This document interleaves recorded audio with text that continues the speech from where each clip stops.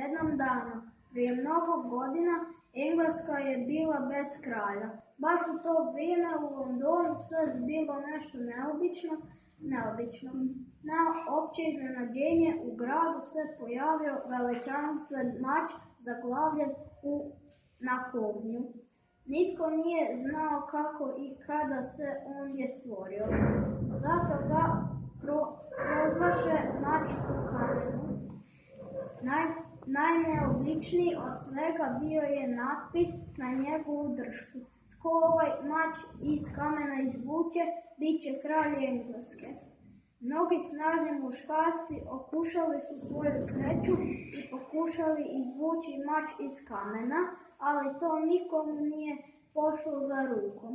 Vrijeme je prolazilo i neobičan događaj lagano je tonuo u zaborav zajedno s tajanstvenim mačem.